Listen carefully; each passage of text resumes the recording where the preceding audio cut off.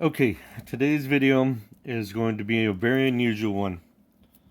I had purchased some miscellaneous items, and it so happens that those miscellaneous items belong to an action camera.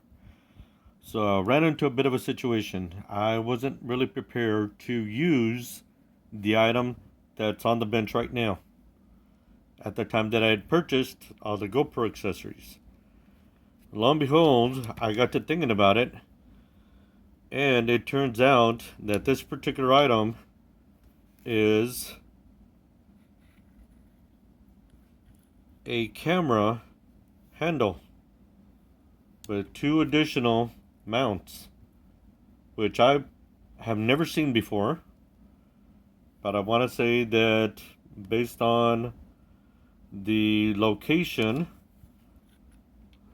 where you could place your camera, your action camera, or your DSLR, or even your phone, that these have to be for either a microphone or a continuously on flashlight or photo type light. Okay, I know I'm not using the correct terminology, but I'm just a little bit flustered. I've never seen these type of bases before. I will literally have to look them up. This is really easy to figure out. This location is where your camera goes. Okay, so I'm going to scoot this off the bench just a little bit and keep it in frame for the sole purposes of what in the world am I going to be doing this and then just using it from now on. Besides the custom one that I just made and the other ones that I have from other miscellaneous action camera purchases. So I have quite a few handles, selfie handles, and the one that I just made is probably going to be my favorite one because it's going to be one that I put some thought into, and in terms of durability, it is waterproof to some extent. It can be used at the beach. It can be used, you know, per person uses. The handle itself is hollowed out, so I could store some items in there. Versus the other action camera handles that telescope in and out, or even the stationary ones. The most often the handle is enclosed. You know, even if it's hollow. Okay, so I ran into a miscellaneous bag that I was going to be using for projects. Now, I have the option of doing quite a number of things in terms of what do I use these old style fans that were for computer chip cooling. Okay, well, that was a little grody, so yeah. So what am I going to be using these type of fans for? And they're very specific connectors, IDE connectors, type connectors. If I remember correctly, they are IDE pass-through. Okay, so now I have the ability to make my own test leads, depending on how I want to go about hooking these up. Whether I want to go full on battery clip or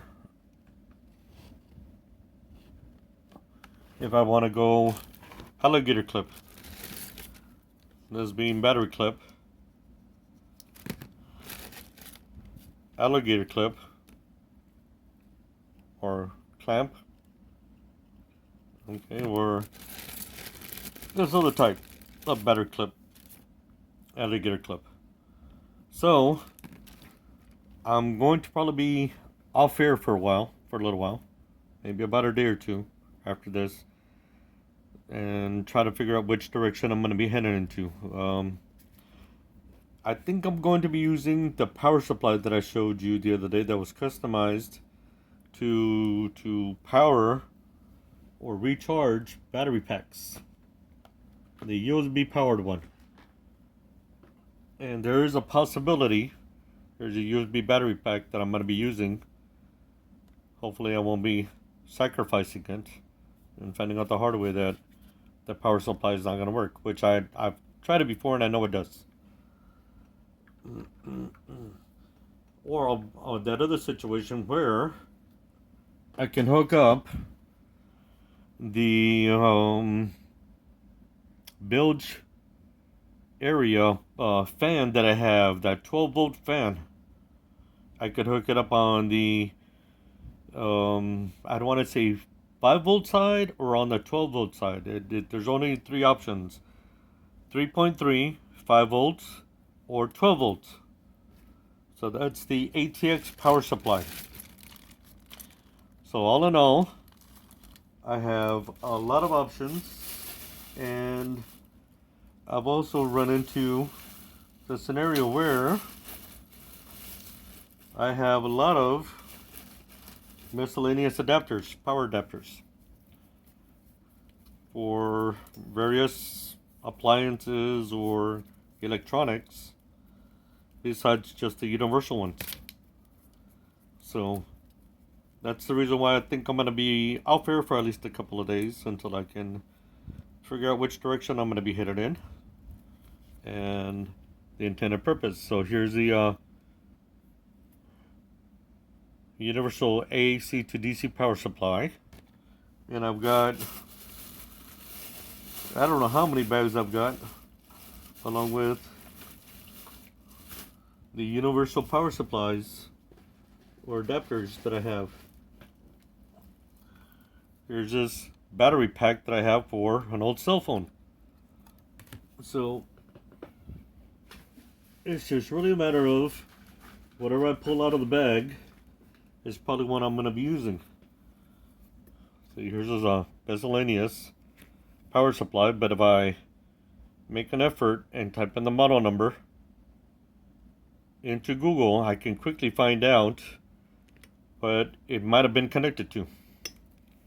Okay, so this isn't meant to be a just miscellaneous video. It's just really a matter of when you have leftover accessories such as CPU fans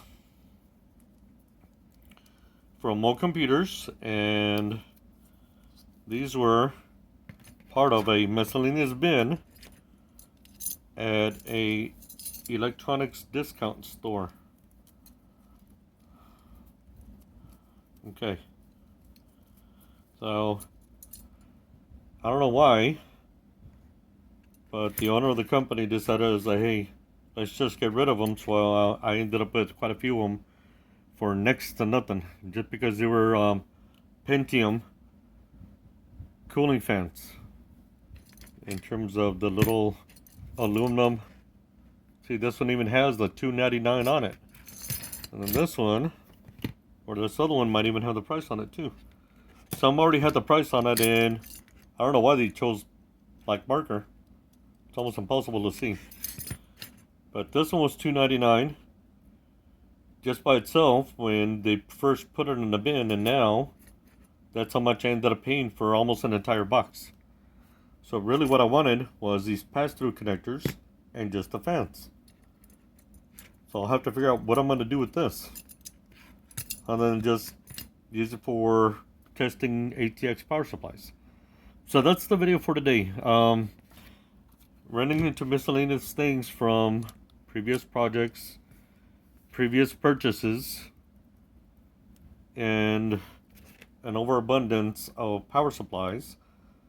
I can quite literally go battery, I can eliminate everything in my house that's battery operated, with the exception of the TV remote control, which should remain wireless. So that's the video for today. We'll see you in the next one.